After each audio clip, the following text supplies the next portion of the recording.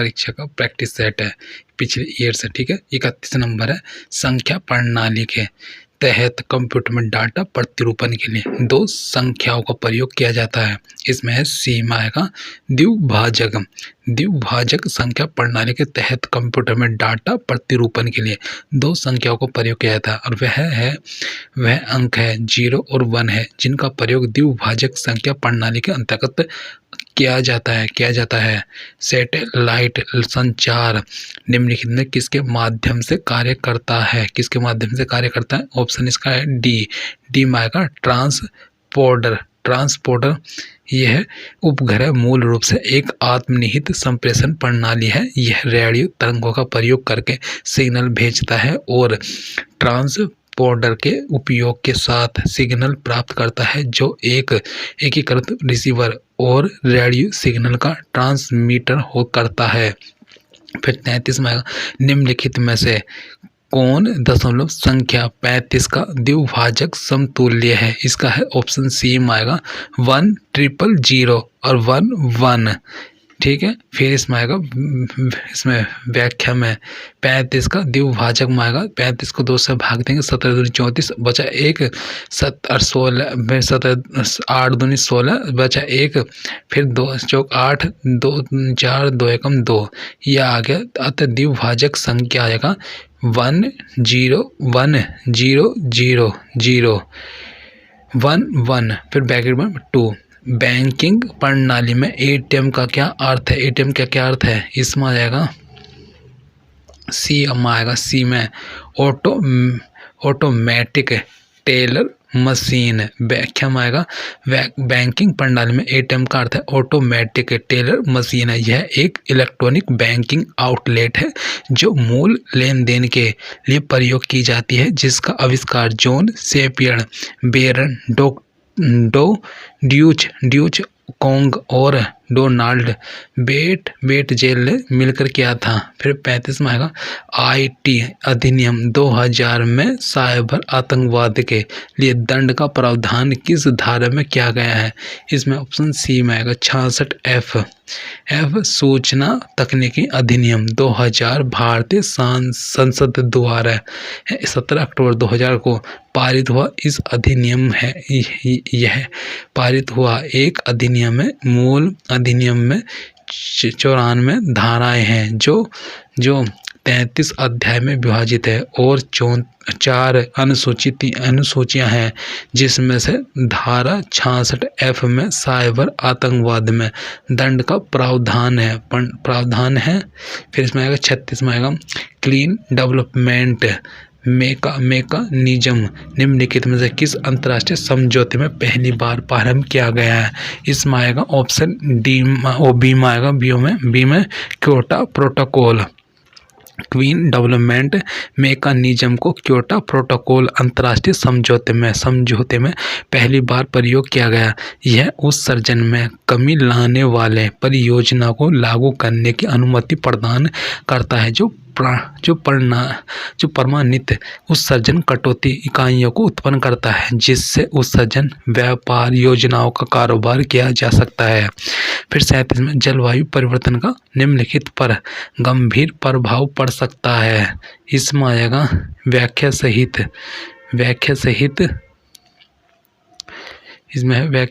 में आ जाएगा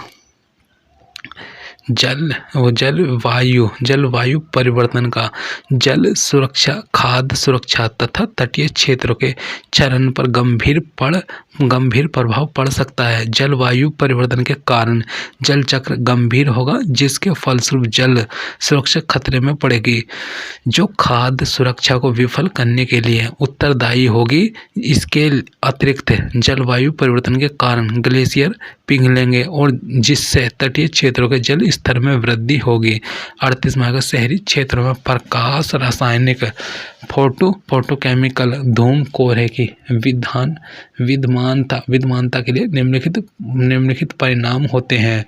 इसमें आएगा व्याख्या सहित प्रकाश रासायनिक धूम कोहरे के सामान्य घटक ozone, nitric oxide, acrolein, formaldehyde, proxy acetyl nitrate, PAN है। प्रकाश रासायनिक धूम कोहरे के कारण भी गंभीर स्वास्थ्य समस्या होती है। ओजोन एवं नाइट्रिक ऑक्साइड नाक व गले में जलन पैदा करता है। इनकी उच्च सांद्रता से सिर दर्द, छाती में दर्द, गले का सूख होना, खांसी एवं श्वास अवरोध हो सकता है। फिर 39 में भूस्खलन की उत्पत्ति का मुख्य क्या है? इसका आएगा डी में आएगा। डी में भूभौतिकीय व्याख्या में आएगा।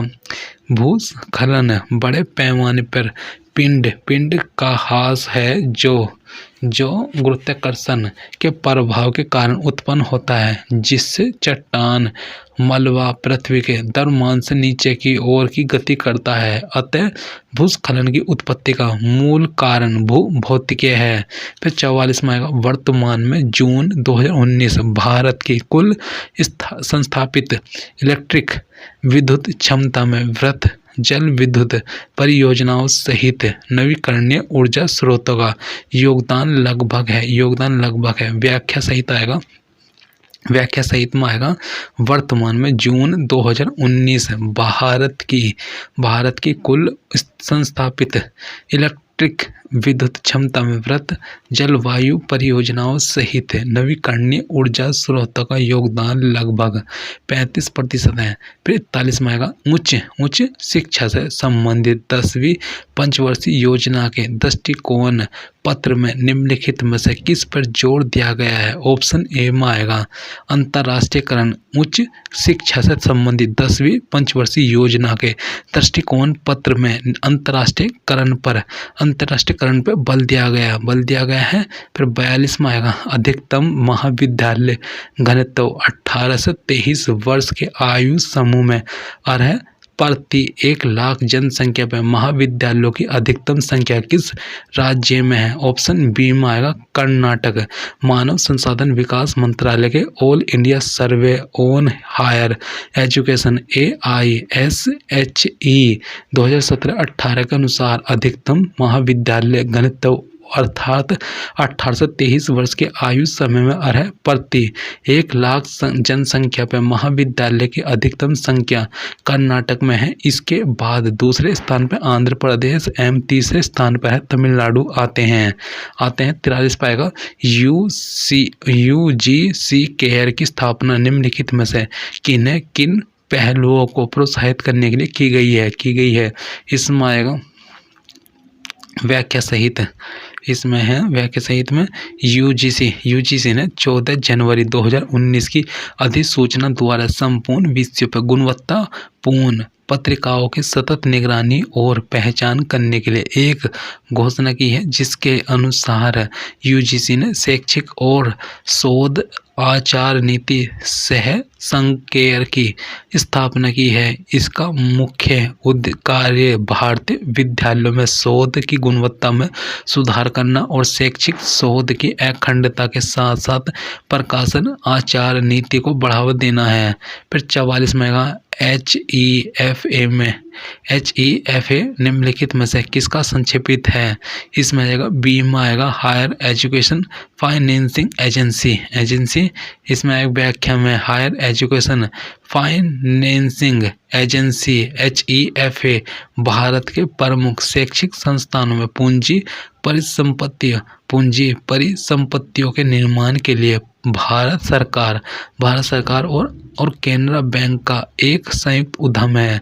फिर 45 में आएगा। सामुदायिक महाविद्यालयों की अवधारणा निम्नलिखित में से किनको सुनिश्चित करती है? इसमें आएगा 45 में। इसमें है ए में आएगा सामुदायिक महाविद्यालय निम्न चीजें सुनिश्चित करती है। फर्स्ट है जीवन कौशल में संलिप्तता। फिर है उच्च शिक्षा प्रणाली में पार्श्विक प्रवेश, ग्रामीण विद्यार्थियों के लिए शैक्षणिक अवसर। फिर इसमें आएगा 46 से 50। फिर इसमें आएगा व्याख्या से ये गद्यांश से पढ़ना, ध्यान पर गद्यांश के आंसर देना। फिर 46 नंबर है। इसमें दो राज्य युद्ध में नहीं जाएंगे यदि उनकी क्षमताएं व्याख्या सही है, इसका आंसर है। दो राज्य युद्ध में नहीं जाएंगे यदि इनकी क्षमताएं लगभग बराबर है। दो राज्य युद्ध में नहीं जाएंगे यदि इनकी क्षमताएं लगभग बराबर हैं। फिर 47 में सत्ता के संतुलन सिद्धांत के अनुसार कमजोर राज्य एक साथ मिलकर इसमें आएगा सी में आधिपत्य को रोकते हैं। फिर सत्ता के संतुलन सिद्धांत के अनुसार कमजोर राज्य एक साथ मिलकर आधिपत्य को रोकते हैं।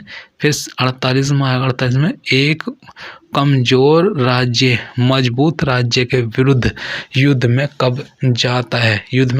ऑप्शन डी में आएगा पारदेशिक विवाद का समाधान करने हेतु। एक कमजोर राज्य पारदेशिक विवाद का समाधान करने हेतु मजबूत राज्य के विरुद्ध युद्ध में जाता है। फिर 49 में आएगा किसी कमजोर राज्य द्वारा प्रतिद्वंद को बनाए रखने हेतु किसकी आवश्यकता है। इसमें आएगा व्याख्या सहित में है सी में आएगा युद्ध को कायम रखने में लाभ की स्थिति। यह किसी कमजोर राज्य द्वारा प्रतिद्वंद को बनाए रखने हेतु युद्ध को कायम रखने में लाभ की स्थिति की आवश्यकता होती है। 50 में आएगा सत्ता का संतुलन सिद्धांत मानता है कि डी में आएगा डी में राज्यों के मध्य सत्ता समानता संतुलन और शांति को बनाए रखती है। सत्ता का संतुलन सिद्धांत मानता है कि राज्यों के मध्य सत्ता समानता संतुलन और शांति को बनाए रखती है। Thank you.